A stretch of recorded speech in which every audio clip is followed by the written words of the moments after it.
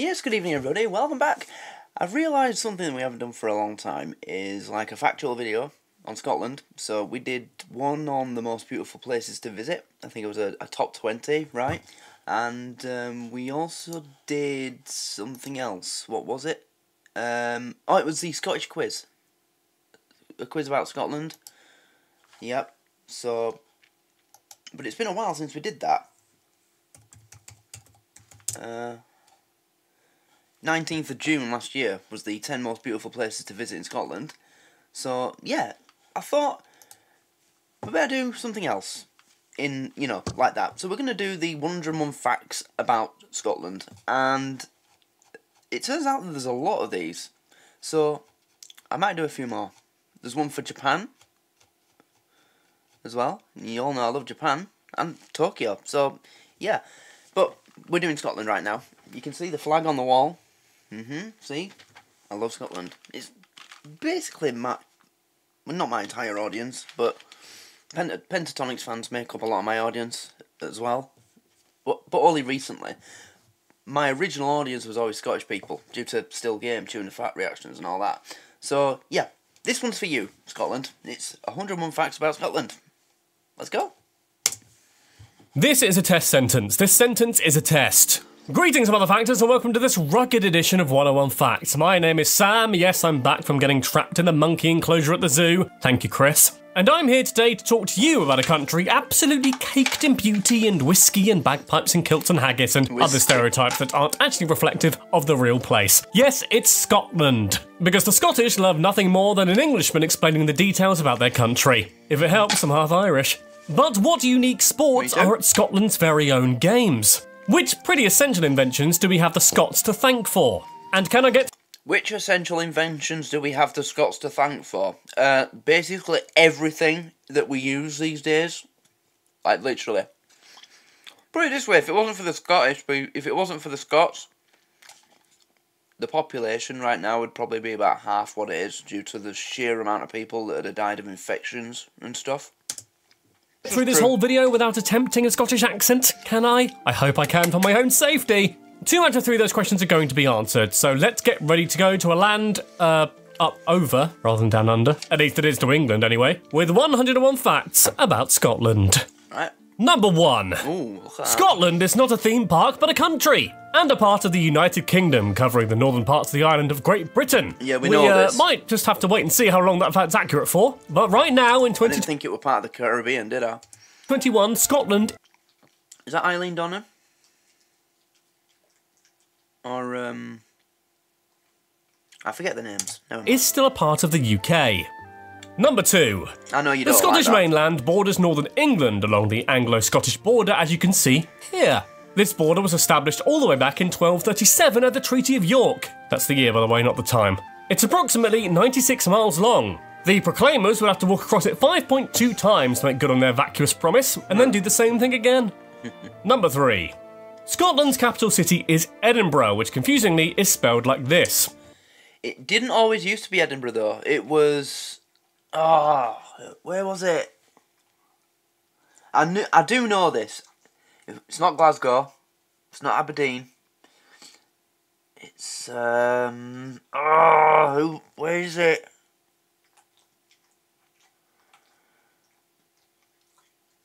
I can't remember, but...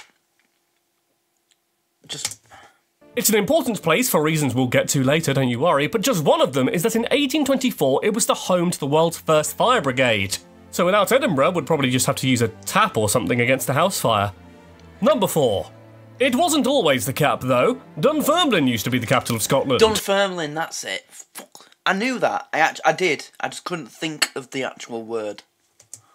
In fact, 12 of Scotland's own kings and queens are buried in the town's abbey. Number 5. While Edinburgh is the capital, Glasgow technically beats it because it's bigger, and has a population that's also larger. The number of them, I mean, not the physical size. Although I don't...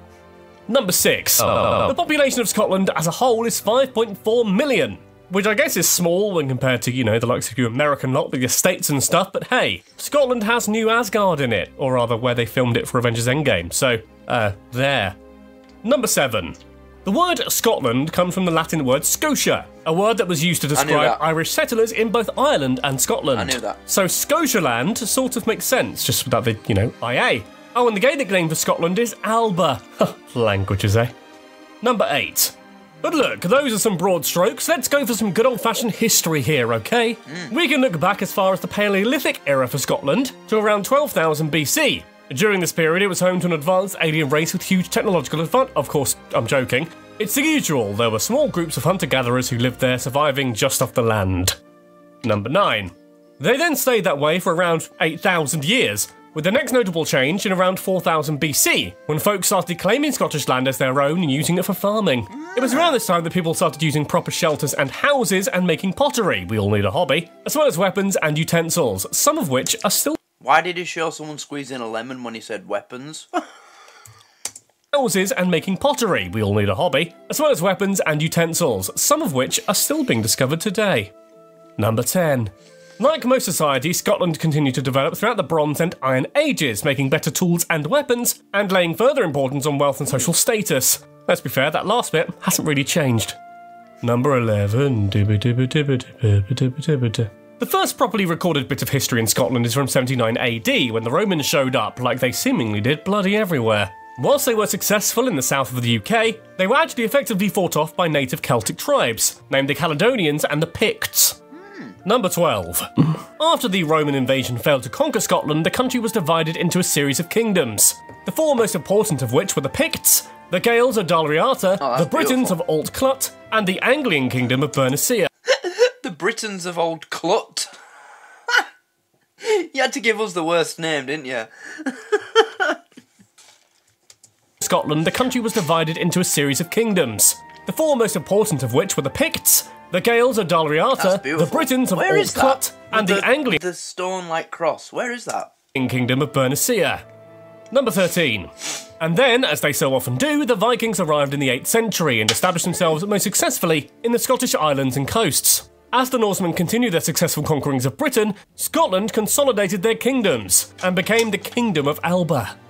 Number 14. Alba. Kenneth I McAlpin is credited as the first King of Scotland, as he's believed to have founded the country in the year 843. The first fully recorded king of the country, though, was Donald McConstantin, who is documented as the King of Alba in the year 900. Number 15. Fast forward to the thousands now, and Malcolm II, who was a rival dynasty, acquired the throne by killing Kenneth III. Afterwards, he focused on expanding his territory southwards and excelled with victories like the Battle of Calum. Number 16. I'm sure you've all heard Macbeth as the name of William Shakespeare's play, but it was also the name of Scotland's king from 1040 to 1057. Shakespeare very loosely based this play on Macbeth's rise to the throne. A lot of the characters were real historical figures, but yeah, it was an artistic interpretation. Number 17.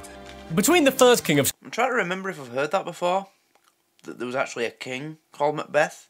It seems familiar, but I cannot say for sure. Like, if I did hear about it before, it'd have been at school, not recently, so that's probably why I can't remember. Scotland in 843 and 1173, things were pretty chilled in Scotland. If you don't count all the treason, that is, because there was so much of it that we'll have to gloss over it. We'll be here all day otherwise. Number 18. In 1173, though, Scotland entered a revolution against Henry II of England. To cut a long story short, Henry II's sons and wife started a rebellion against him because Henry promised some castles to his son John, and heir to the throne Henry was annoyed because he couldn't use them to reward his knights or aristocrats. To be fair, they were supposed to be his inheritance, but anyway. Number 19. So how was Scotland involved? Well, Henry kept nicking their castles. Then Scotland's King William I, also known as William the Lion, was captured by the English royalists during the Battle of Alnwick and was transported to Falaise in Normandy. Number 20. Here, William was pretty much forced to sign the Treaty of Falaise, which essentially gave up Scottish sovereignty and handed it over to the English. The treaty was later completely annulled by King Richard I when he wanted Scotland's help during the Third Crusade in 1189.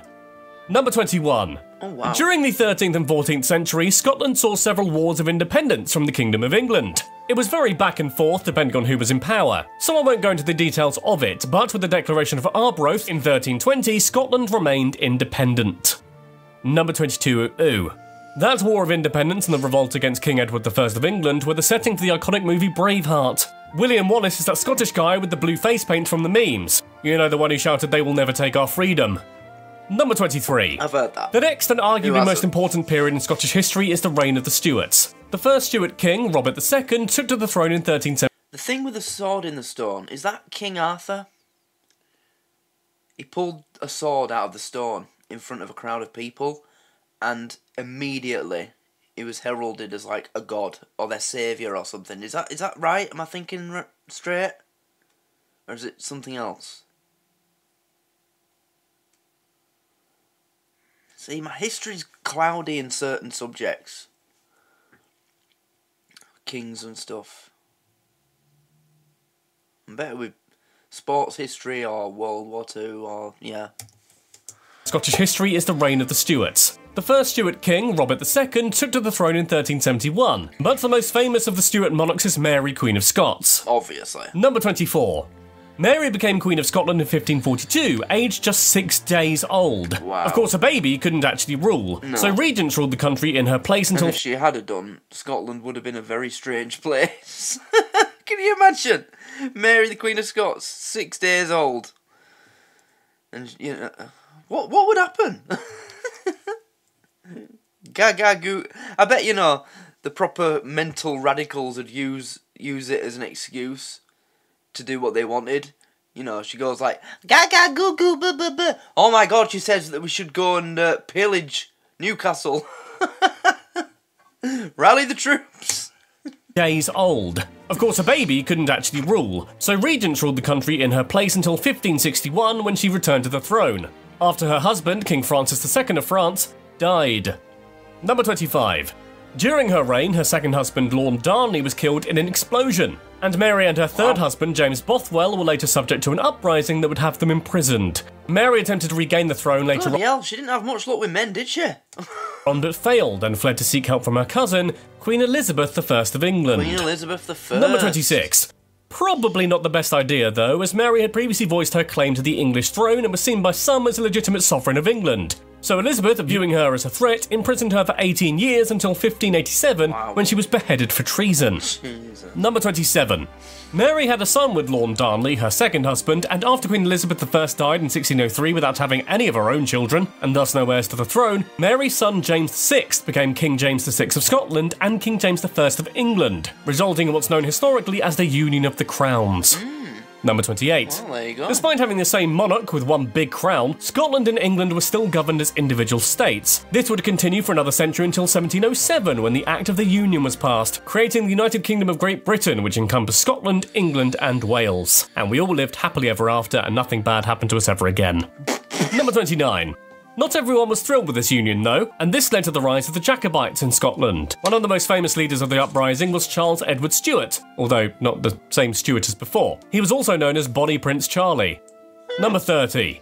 The Bonnie Prince attempted to reclaim the Scottish throne for the Scottish lineage, but after decades of battles, the Jacobite cause failed when Charles Edward Stuart died without a legitimate child in 1788, followed by his brother Henry in 1807. Number 31. The Jacobites were no doubt also fueled by the Highland clearances, which began in 1746, Look at that. when the British imposed laws to assimilate the traditional Highland clan. Look at that.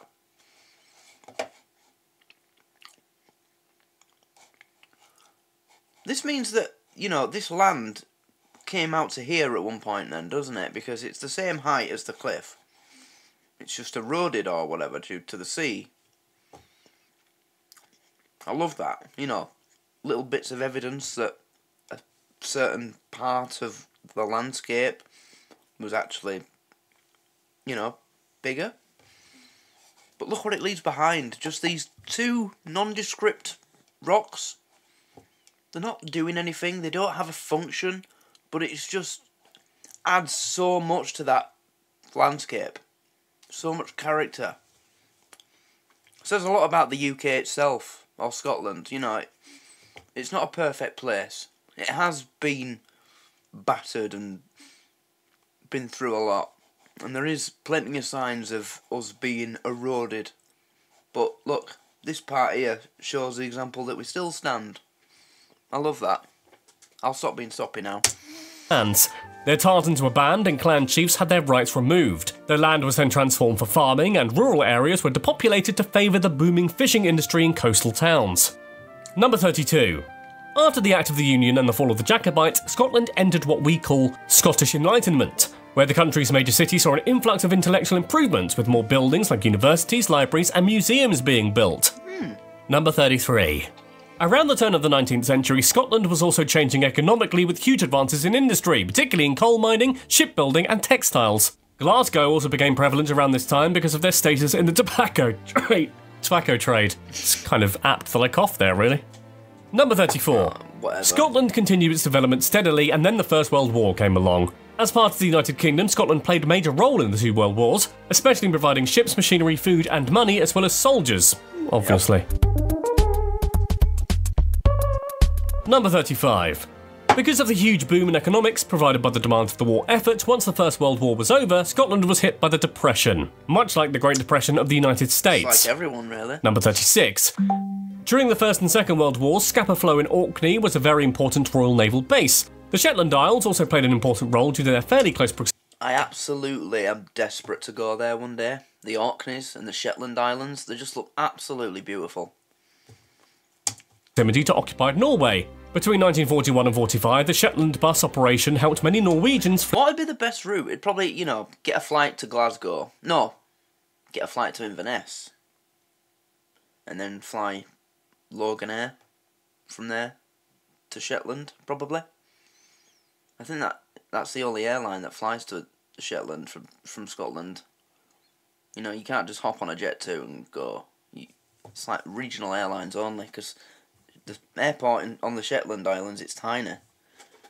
You can't land a big jet plane there. You've got to go in a small propeller plane, so yeah, that's probably what I'd have to do. I wonder how much it'd cost. I'd have to go in the summer as well, because, it's like the most north you can get in Britain. So, but yeah, I'd love to go one day. Flee the Nazis. Number 37. The Shetland bus operation helped many Norwegians flee the Nazis. Number 37. Wow. The slightly confusingly named Scotsman Sir Robert Watson-Watt is credited with the invention of radar technology. He and his assistant, Arnold Frederick Wilkins, used radio signals to locate aircraft at long distances, which was one of the most valuable technological and tactical advancements during wartime in Great Britain. Yeah. Number 38. After World War II, the economy of Scotland once again suffered with the post-war depression. This time, though, while some industries continued their decline, the Scots found a new source of economic success in the North Sea. Whiskey. Oil. Oh, oil. It was a big deal because it was the first source of oil that the UK themselves had made. Number 39. In 1999, almost 300 years after it last closed, Scottish Parliament reopened for the first time. This was after the Scotland Act was passed in 1998, which established a Scottish Parliament and government that would have responsibility for the laws that were specific to... Right, I feel like I know that, but I'm still surprised by it. So, what did you must have had some kind of governance, though, right? Or democratic process. You can't just be ungoverned for 300 years. The country would collapse, wouldn't it? Well, no, you guys know I hate the government. I don't believe they're essential to keep the country going, but what did you do for 300 plus years? Was it just the Queen? Or the King? Whoever was on the throne? Scotland. Number 40. Or our government? In 2014, Scotland held a referendum about Scottish independence. In response to the question, should Scotland be an independent country, 45% or 1,617,989 people voted yes, whilst 55% of voters, or just... Interesting how... 1,617,900... People further north seem to vote in favour of independence, and people further south vote against it. That's really interesting to me.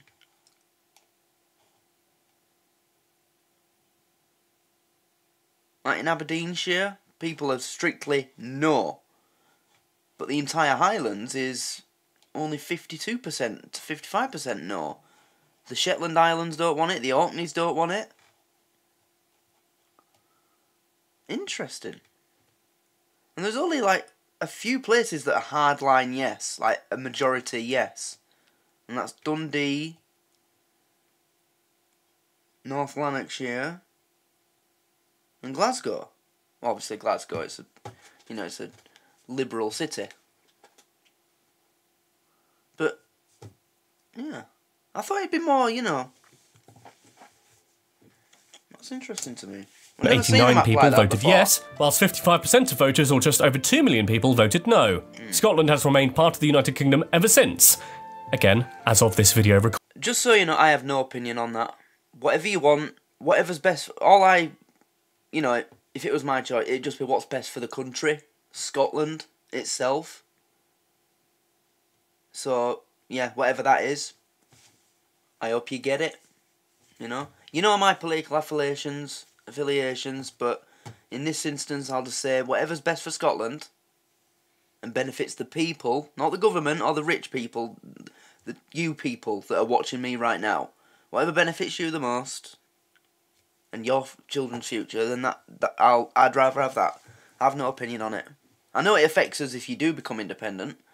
We'll lose a lot of money, but, you know, tough. Recording. Number 41. As I said earlier, Scotland shares its southern border with England. Also surrounding the country, though, is the Atlantic Ocean to the west, the North Sea to the east. Oh, and that's it. The meaning of life. Ireland is just 13 miles away to the southwest from the peninsula of Kintyre, and Norway is about 190 miles to the east. To the north, though, are the Faroe Islands, but they're part of the Kingdom of Denmark. Number 43. Scotland has more than 790 islands, but only around 100 of these islands are actually inhabited. Most of the Scottish islands can be found to the north and west of mainland Scotland. Number 44. Those islands to the north and west of Scotland are grouped into 3 island groups: Shetland, Orkney and the Hebrides. The Hebrides are also further split into Inner and Outer Hebrides. Number 45. The largest of Scotland's islands is Lewis and Harris on the Outer Hebrides, and the third largest of the entire UK, if you consider mainland UK and Ireland to be islands themselves. It also has the largest island population in Scotland, which makes sense, right? At around 21,000. Number 46. One of the most famous islands of Scotland is the Isle of Skye, located in the Inner Hebrides. It's the second largest Scottish island and one of the rockiest and most mountainous places in Scotland. Beautiful place. Number 47. Scotland's also home to the largest waterfall in the entire UK. Eclectic in Sutherland has a sheer drop of 200 metres. When it's in full flow, it's actually higher than Niagara Falls. Number 48. Speaking of big things, Ben Nevis. Did I know that? Imagine, you know, the thing about Niagara Falls, it's a bit of a Mandela effect. People think because it's so famous, it's famous because it's the biggest waterfall. It's not. It's just because it's in America. But it is a beautiful, don't get me wrong, Niagara Falls is beautiful, but it's not big. It's not big, it's just wide, isn't it? That's why, yeah. This is not the name of some bloke, but it is the name of a mountain in the Highland region of Lochaber, and it's the tallest mountain in the United Kingdom. We don't really have that many, though. It stands at 4,413 feet tall, or around 723 of me stood on top of each other. I wouldn't want to be the bottom one. Number 49. The summit of the mountain is actually the collapsed dome of an ancient volcano, and is the highest point in any direction for 459 miles, where you'd reach the Scandinavian mountains of Norway.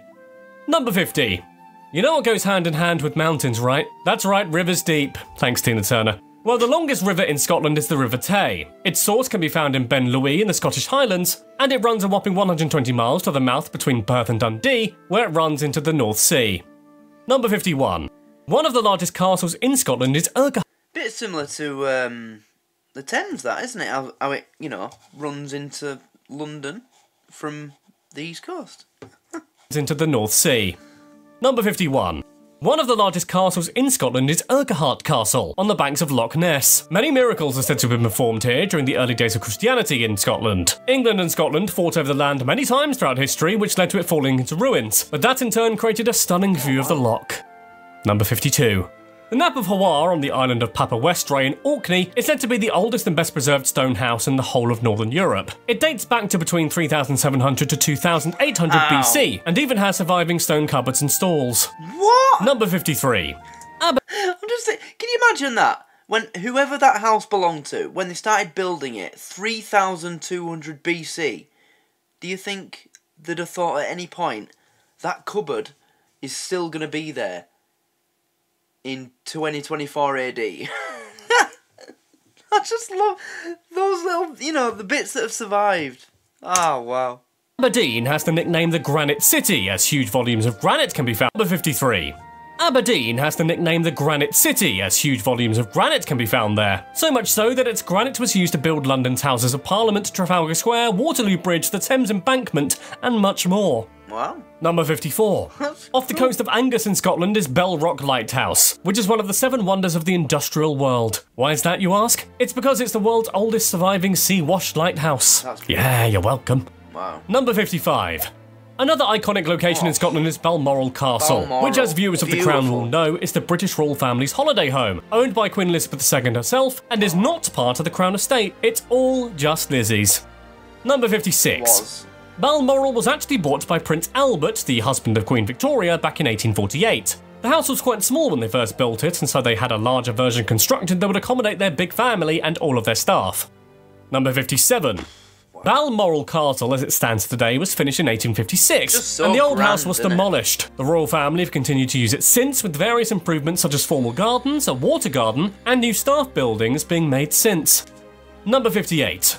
The Castle of May in Caithness also has royal connections after being purchased by the Queen Mother in 1952 after the passing of her husband, King George VI. She had the derelict castle repaired and made fit for use, regularly visiting until her death in 2002. Number 59. The National Day of Scotland is St Andrew's Day on the 30th of November. People use that day to celebrate Scottish culture, cuisine, and of course dance. St Andrew is a patron saint of Scotland, even though he never actually visited. Also, we're celebrating it by putting this video out a month before it. Number 60. English is the official language in Scotland, much to their chagrin, but there are over 170 different languages spoken in the country. The ancient Celtic... Right, what? No way. 170 different languages in Scotland? Languages? That can't be right. How can there be that many languages? How? You know, this is what baffles me when I hear this about different countries. You know, you hear countries that have got like 500 languages. Like, how many different combinations can you get out of, what, 24 letters? How many letters is there? Is it 20? However, it's not many, is it? Let's be honest. How the fuck is there 150 languages in Scotland? What? That's mental. I knew that you had, you know, Scots, which is more of a dialect, really. Is it Gaelic, or is that Irish? Celtic? And maybe a couple of other, but 150? Is there a video where you can hear someone speak like a couple of words from each language? I need to hear that. That's something I need to hear. So if anyone knows if a video like that exists, then please let me know, because I need to see that, hear that. Celtic language of Gaelic is still used in Scotland, and is believed to be the founding language of the country. Yeah. Number 61. Scotland is also home to the Highland Games. They take place from Cowal to Tomintoul, and are a unique mix of more than 60 sporting, cultural and social events, including track and field, Highland dancing, tug of war, and most famously, the Scottish hammer throw. Number 62. The Scottish hammer throw, not to be confused with the Olympic hammer throw, features a metal ball weighing up to 10 kilograms on a 4-foot shaft, which is then spun around the competitor's head before throwing forward. The competitor cannot spin around like the Olympic one, they have to stay grounded in one spot. Number 63. The caber toss is another iconic event where competitors throw a large wooden pole with the aim of hurling it in as straight a line as possible, so it lands at the 12... I've seen videos of that, people launching like big massive logs, yeah. o'clock position from the thrower, or tosser. Although, you shouldn't call people that. The pole's usually made from a large tree and is between 16 to 20 feet, weighing between 41 to 68 kilograms. Wow. Nintendo 64. Highland dancing is a style of dance that developed in the Scottish Highlands in the 19th century. It was a form of Gaelic folk dance, but has become more formalised with the rise in popularity of ballet and other dance styles outside the Highlands. Number 65. Fair enough. The dances are often performed to Highland bagpipe music, and dancers wear soft leather dance shoes called gillies. The men often wear a hat called a balmoral, and both male and female dancers wear a tartan kilt. Number 66. Fair enough. Tartan is probably one of the most iconic, albeit stereotypical, things associated with Scotland. Yeah. It's an important part of Scottish culture, with it... His blanket's tartan, look. Just such an iconic pattern, isn't it? Design. Different colours and patterns representing various clans across history. Number 67. As well as their tartans, each clan has its own crest badge. The badge consists of the clan chief's crest, circled by a strap and buckle which has their motto on it. Technically, the badge belongs to the chief, and each clan member can wear it to show allegiance, but it always belongs to the chief. Number 68. How do you say it? Clan Donaghy, or Clan Robertson, is said to be one of the oldest in Scotland, with links to the royal house of Atholl, who ruled the Scottish throne in the 11th and 12th centuries. Number 69. Laddie. The largest clan, though, is said to be Clan MacDonald of Clanranald. Their history goes as far back as fighting alongside Robert the Bruce during the Wars of Scottish Independence, all the way back in... Right, one question, guys. Where can I buy something with that on? I want that on my wall. That is cool. I want that crest on my wall. My hope is constant in thee. And just... yeah. I want that. History goes as far back as fighting alongside Robert the Bruce during the Wars of Scottish Independence all the way back in 1314, by which I mean the year, not the time. Number 70.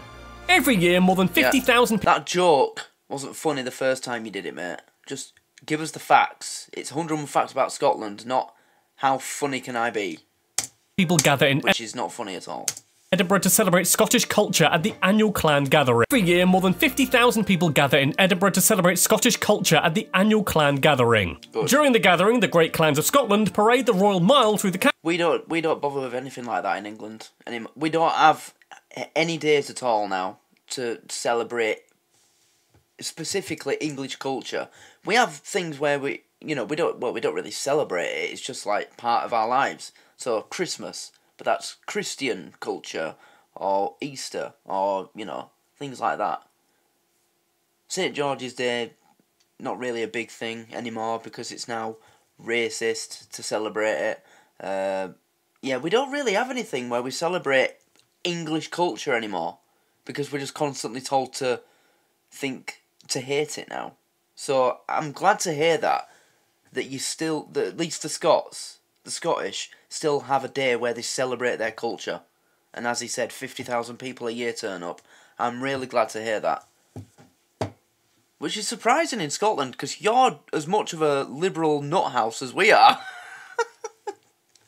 Isn't your Prime Minister about to pass a law that says if parents try to interfere in their children's, gender identity, they'll get 15 years in prison? I'm not going to make any comment on that because YouTube literally will... yeah, but... I just... yeah, and then there was that thing, earlier last year when a guy who literally killed someone suddenly decided to identify as female so he could go to a female prison, and they accepted it. I'm sorry, I'm just... there's just a couple of examples, but... I just had to mention it, I'm sorry. So it is... I'm genuinely surprised that you have a day where, you do something quite nationalist. So good for you. I'm glad. Well done, Scotland. Now sort your politics out. Oh my god. But it's not your fault though, is it? You literally have the same problem as us. This new First Minister you've got, you didn't vote for him. He's just your version of Rishi Sunak. Yeah. Or was he voted? I can't remember. At the annual clan gathering. During the gathering, the great clans of Scotland parade the Royal Mile through the capital, proudly representing their history.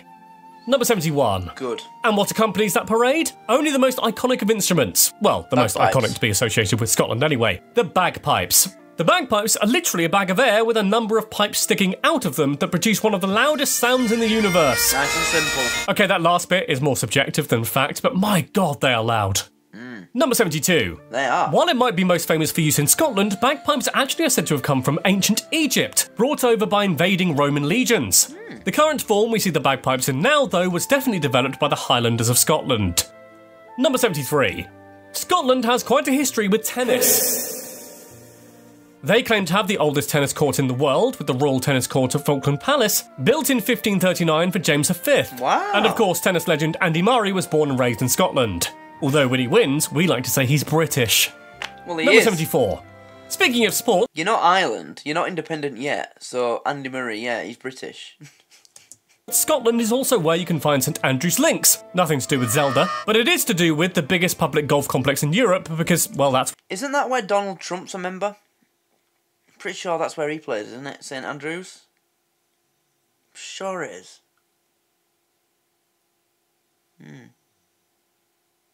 Who can blame him? I'd love to play it. I hate golf, but I would play golf if it was there at that course. With that view. Oh, yes. That's what it is.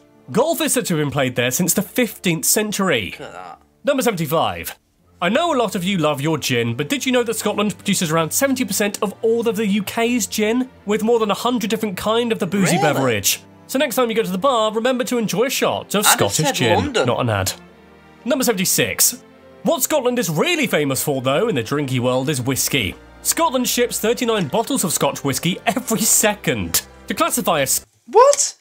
Scotland ships 39 bottles of Scotch whiskey every... Scotland ships 39 bottles of Scotch whiskey every second. Wow. That is cool. That is cool. But again, why am I surprised? You know? Pretty much every country in the world makes its own version of whiskey as a spirit. But there's only two countries that are any good at it. And that's Scotland and America. That's it. No one else. Oh wait, no, sorry. No. Japan. Yeah, but that's it. And Japan only really makes one decent whiskey, and that's Suntory. But apart from that, Scotland and America, so I'm not surprised, actually. Second. To classify as Scotch, it has to be produced in Scotland and matured in oak casks for at least 3 years. Scotch is understandably their national drink, and is the biggest export in the whole of the UK. Wow. Number 77. Wow. Just a really Scottish hammer throw home the importance of the whisky industry in Scotland. Whisky exports earn between £125 to £135 a second, making it a key part of Scotland's economy. That is, wow. Number 78. I guess it's not a surprise then that the largest bottle of whisky can also be found in the country. The famous Grouse Experience in 2012 holds the record with a 1.8 metre tall bottle that holds... That's a shame it had to be famous grouse, because I absolutely hate it. That is not good whiskey. It's awful. 311 litres of whiskey. Sounds... Cheapest Scotch whiskey you should drink is Glenfiddich. And just go up from there. Literally, don't go any further down than that. You know, a nice bit of Island Park. Or Johnny Walker. Yeah. Famous grouse. Teachers. Teachers is literally like hell juice. It's like a good pre-drink sesh to me. My grandparents always used to have a bottle of that on their alcohol thing, you know, trolley. Every year. You could bet it'd be sat there slowly going down over the course of the year. I have no idea how they used to drink that stuff. Number 79. Oh, Scotland bells. has an unofficial other national drink, though. Iron Brew. Yep, that's right. I'm talking Iron Brew. If you've never had it, it's not my favourite. But there's a reason it's the most popular soft drink in Scotland. In fact, it's one of the few countries in the entire world where a Coca-Cola brand drink isn't the most popular soft drink. That'll be about to change soon, though, because they've ruined it. Yep. Iron Brew is the latest classic drink to be hit by the sugar walkie tax. But they do the original recipe version. But if they stop selling that, then job's fucked, innit?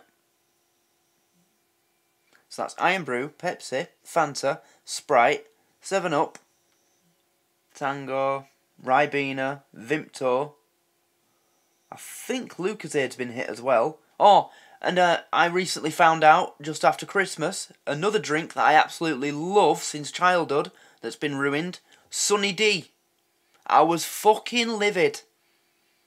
Sunny D is literally like the orange juice drink that I would drink. I love it. That's ruined. Orangina. Basically every drink that I love, just over the last 10 years, slowly been ruined. Just pay the fucking tax. We'll pay for it. If people like something, they'll pay for it, won't they? I would. I'll pay an extra 20, 50p for a drink, yeah? I just won't drink it as often. But you'll make more money. Oh, I hate it. And Jamie Oliver started that whole movement. So thanks, you posh been twat. Number 80. Your food shit. Of course, one of Scotland's most famous foods and their national dish is haggis. Haggis is basically a big ball of mashed up sheep heart, liver and lungs mixed with onion, oatmeal, suet and spices, all stuffed into the lining of a sheep's stomach. If it makes you feel better, they don't always use the stomach lining now, they just use something similar to sausage casing. Didn't make me feel that much better, but hey, some people like it. Maybe I'll try it if it was sausage casing. Number 81. Scotland also produces over 2/3 of the world's langoustine or scampi, a small lobster thing dubbed the most important commercial crustacean in Europe. Scottish lobsters are also available in Michelin-style restaurants across the world, including 20 in Japan alone. Wow. Oh, and they have loads of scallops and other fresh seafood, so if you're a seafood lover, you'll have a great time. Number 82. Of course, another Scottish food that's pretty famous is their beef, specifically the Aberdeen Angus. The Angus is the world's leading beef brand, and it's exported across the globe, as are their cattle, because in 2017, the Aberdeen Angus was the most populous beef cattle. Number 83. One of the oldest universities in the world can be found in Scotland, the University of St Andrews, which was founded in 1413. It's the oldest of the 4 ancient universities of Scotland, and the 3rd oldest university in the English-speaking world, after Oxford and Cambridge. Yeah. Number 84. Obviously. The Teviot Row at Edinburgh University is credited as the oldest students' union building in the world, opening its doors on the 19th of October, 1889. Wow. Number 85. In the 1990s, the Roslin Institute, which is part of the University of Edinburgh, successfully cloned the first mammal from an adult cell. Not a human, but it was a sheep, and her name was Dolly, named after Dolly Parton. Oh, is that where it was done? That old sheep cloning thing? That was done in Scotland? I thought it was American. Fair enough. 6. That's not the only scientific innovation to come from Scotland, though. Scotsman Alexander Graham Bell invented the telephone in 1876. The television was invented by Scotsman John Logie Baird in 1926. The toaster was invented by Alan McMasters in 1893, and the fridge was invented by another Scottish man called William Cullen in just those things alone. Just think how different your life would be without them. Just imagine your life right now without a fridge, a toaster, a television, a phone. Yeah, without those, what would you do without those things? How would you survive? If you had no, no, alright, maybe it's not that dire. People would survive for thousands of years without a fridge. But, you know, think how much more you'd spend on food if you didn't have any way to preserve it. Just, oh, wow. Also, I'm pretty sure it was a Scottish person that invented the radio, wasn't it? But I might be wrong. But yeah, just those 4 alone, like... And what those led to, you know. Without the television, you wouldn't have an iPhone. Because there'd be no reason to, you know. Why there wouldn't be anything to aim for, would there? You wouldn't have people thinking, I wonder how small we can make that thing. You know, that kind of thinking. Just, wow. Alan McMasters in 1893, and the fridge was invented by another Scottish man called William Cullen in 1748. How else would they keep the iron brew cold? Number 87. James Watt, another Scottish inventor, is also credited with making one of the biggest improvements to the steam engine that helped it avoid energy waste, making it far more efficient. Again, this improvement in the 18th century had a huge... Without that, we'd be about 100 years behind where we are now, without the steam engine. Not just because of what that led to, and how it powered basically every important factory in the Western world, but how would we have transported things? What, by horse carriage? Yeah, nice. There'd have been no steam-powered boats, so we wouldn't have been able to travel the world. You know, just, oh, yeah. Huge effect on the speed of the Industrial Revolution. Exactly. Number 88. A Scottish inventor can also be thanked for the invention of the colour photograph. That's right, James Clerk Maxwell introduced his 3-colour process to taking coloured photographs back in 1855. His first picture was of a tartan ribbon. Wow. Number 89. Medicine has a lot to thank Scotland for too. Most famously, Sir Alexander Fleming, the discoverer of penicillin, was Scottish. But in addition to that, the University of Aberdeen made huge breakthroughs with MRI scanners, and Scottish physician, which is surprisingly hard to say, Alexander Wood, invented the first hypodermic needle in 1853. Number 9. The first hypodermic needle invented by a Scotsman. Again. Imagine where we'd be without that. You know? You'd have been getting air injections. You know, somebody literally invented an air gun injector where it would shoot the medicine at your skin under such pressure that it'd just, you know, they say, don't hold a pressure washer against your skin because it'll rip the skin off. Like that. Basically a water pressure injector. That would have been the method they'd use to give you an injection if it hadn't have been for that guy. So, again, thanks Scotland. You know what I mean? Alexander Wood... I'd rather have a tiny little hole than a big, you know... Oof. Yeah. Invented the first hypodermic needle in 1853. Number 19. The final Scottish invention that we'll mention is possibly the one we take for granted most in the Western world, the flushing toilet. Scottish mechanic Alexander Cumming came up with the S-bend plumbing system back in 1755, and it's still used with pretty much every flushing toilet today. Thank you, Mr. Cumming. Again, Number 90. Not life or death, because, you know, people just shit over a hole in the ground for years and then buried it, which is fine. But it is good to have, isn't it? The fact that you can just go to the toilet, flush it away, and you never have to think about it again. It's a good thing to, it's a handy thing to have. So again, thank you, Scotland. 1. Those of you who have played Red Dead Redemption and its sequel will be familiar with the Pinkerton Detective Agency. Yeah. Well, Alan Pinkerton, the founder of said detective agency, and the man regarded as the world's first private eye, was actually from Scotland, born in Glasgow in 1819. Wait, what? The Pinkertons are a real... What? I thought... Okay. Number 92. A lot of us are aware of the Encyclopaedia Britannica, also known as the Wikipedia of the past. But did you know it actually originated in Scotland from the great mind of the Edinburgh bookseller Colin MacFarquhar? I didn't, but I'm not surprised. Number 93. The Potterheads amongst you will probably recognise some Scottish landscape, especially the Glenfinnan Viaduct, where the Hogwarts Express would steam ahead, and near there, Loch Shiel, where lots of the scenes for Hogwarts Lake were filmed. Yeah, that's where he flew on Buckbeak, isn't it? Oh, one of the best scenes ever, that, of any movie ever. Number 94. In fact, a lot of the inspiration for parts of Harry Potter books came from Edinburgh, as that's where J.K. Rowling was living at the time she was writing The Philosopher's Stone, or Sorcerer's Stone, if you're American. Thank you, J.K.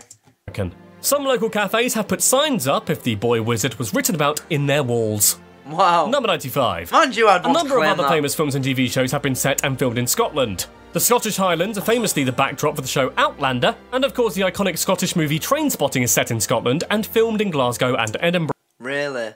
Really? Trainspotting set in Scotland? Really? No, because I thought it was set in Brooklyn. Fucking... Is this guy for real? First he's shit jokes and then just stating the obvious. And of course the iconic Scottish movie Trainspotting is set in Scotland and filmed in Glasgow and Edinburgh. Number 96.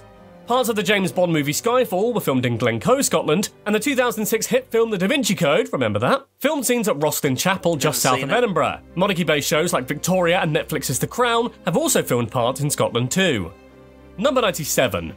On the 17th of July 1695, one of the oldest banks in the UK was founded, now known as the Bank of Scotland. In the following year, paper money was launched and the Bank of Scotland became the first commercial bank in Europe to successfully issue paper. Wow, there we go. Again, Scotland with the inventions. Paper money. Imagine how annoying life would be if we didn't have paper money, just coins. Your pockets would be, you know... But like carrying an extra person if you were, you know, you needed to pay a big bill. And we didn't have credit cards. Imagine carrying £1,000 in pound coins. Paper money was launched and the Bank of Scotland became the first commercial bank in Europe to successfully issue paper money. Wow. Number 98. The Caledonian Forests of Scotland are the only place in the world you can find the Scottish crossbill, a species of crossbill birds. Beautiful. It's actually the only creature that's endemic to the whole of the UK. They have a distinct flight and excitement calls compared to other crossbills, and some claim they somehow have Scottish accents. Number 99. The national animal for Scotland isn't the crossbill. What? How can a bird have a Scottish accent? What does it do? Tweet, tweet, tweet, you wee bastard!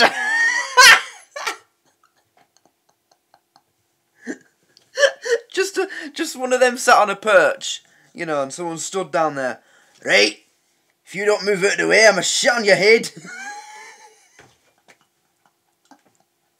I'm a drop of shite on your canister. How can a bird have a Scottish accent? Have Scottish accents. Number 99. The national animal for Scotland isn't the crossbill, though. Unicorn. It is the unicorn. Yep. Seriously. The unicorn is symbolic of fierce independence, and in myths they're always difficult to capture or conquer, much like Scotland itself. It was introduced into the Scottish Royal Coat of Arms in the mid-1500s. Number 100.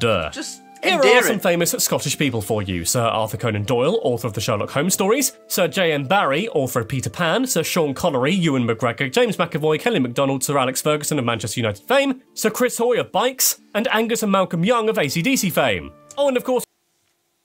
I'll bet more, dude. What the fuck's that? Sorry. Yeah. For Fergie and for them too. Gordon Ramsay, who was born in Scotland and trained to be part of the Rangers football team before becoming a chef. Number 101. There are more redheads in Scotland than anywhere else in the world, including Karen Gillan, the best redhead in the world and just an all-round lovely lady. You have to Those are include- 101 facts about Scotland. Right, I'm not listening to your shitty outro. Yeah, you have to include that, don't you? On a video of 101 facts about Scotland, you have to include the redhead one. Okay, so, yeah, that was alright. I mean, most of them were things that I reckon the majority of people already know. I knew most of them. There weren't as many facts that I was like, oh my god, wow, you know, it was just like, oh, wow, okay, but that's it. So, yeah, maybe I need to find a more, another video like this that goes even deeper, like, really deep into the history. Just,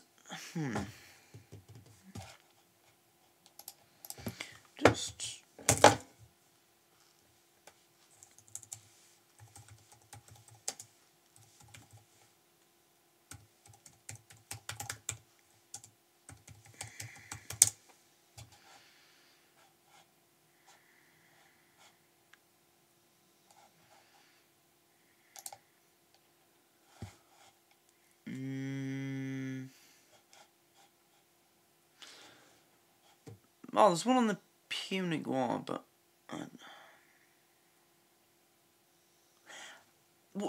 we'll be able to find something, right? Yeah, we'll be able to find something. So yeah, as I said, that wasn't exactly what I was looking for, but it was okay. The whiskey one was good, you know, 39 bottles a second are shipped, and you make £150 every second from your whiskey exports. That's fantastic. Oh, and the thing about the day where you celebrate your culture every year and 50,000 people turned up, that pleased me. That wasn't shock factor, that was just genuine, you know, being pleased to hear that of something like that still happens in modern Britain, because it's ridiculous these days. Yeah, that was nice to hear. So I'm glad that you do that, and make sure that you continue to do it. Don't let them stop it. You know, they've already done it with us. You know, you remember that stupid bitch on Good Morning Britain? She spent, you know, a good hour explaining why whenever she sees someone flying St. George's flag in their garden, she feels sick, because it's a symbol of racism and oppression. No, it's not. It's the fucking flag of a country that you now live in and have made yourself into, what, a millionaire? You're on telly complaining about the country you live in, love. I think you're doing pretty well, don't you? You know what I mean? So don't let them stop that. Keep celebrating your culture. Be proud of it. Don't be ashamed of it. I'm not ashamed of mine. I'm not ashamed of colonialism and all that, because it's nowhere near as bad as they try and make it out to be. Just look at the countries where we had colonised and then left, versus the countries that we had colonised and were still the governing head of state. Like, the Queen or the King's still the head of state, or we still have some influence over their laws. Look at the difference between those countries. Hint, the ones that we've left are now shitholes. And, they've had civil wars, genocides. Mostly African countries, right? You have these ridiculous dictators that just take all the foreign aid money and buy Ferraris with it, while they let the people starve. But the ones where we're still in charge, things are fine. I mean, not perfect. No country's perfect, right? But not as bad as... So, yeah, I'm not ashamed. I'm not ashamed of my history. I'm proud of it, and I embrace it, 100%. Why shouldn't I? It's where I'm from. I can't be proud of my country's present, so I've no choice. So, yeah, I'm really glad to hear that. Well done, Scotland. Stick to your guns. Be proud of yourselves, because you're a fucking brilliant people. You are. You're brilliant people. There's a reason why in that little saying they say, when they say, oh, we God, England's, the Yorkshire Dales or something, where do they say is his garden? Yorkshire's his garden, or something, blah blah blah. Scotland's his workshop. That's true, it is. Pretty much everything that matters was invented in Scotland, so, yep. And without whiskey, there'd be a lot more, yep. People just going, bah, crazy. So I suppose that was fun. Wasn't what I was hoping for, but it was okay. Yeah. So I'll leave it there. Thank you for watching. Please like and subscribe. And is there anything else I need to tell you about? Go and watch my latest video, the original video that I uploaded this morning. And also, I'd like to ask everybody to follow the Facebook page as well, and the Patreon. You can follow it for free. You don't have to pay to follow it. And the next episode of Peaky Blinders will be coming up soon. Probably tomorrow or the day after. But there's a few comedies that we haven't done for a while. So the young ones, and Mind Your Language, the next episode of both of them are due as well. So over the next few days, there'll be the next Young Ones, Mind Your Language, and Peaky Blinders. And, yeah. So, you can get those on Patreon. Everything that we're doing is on Patreon.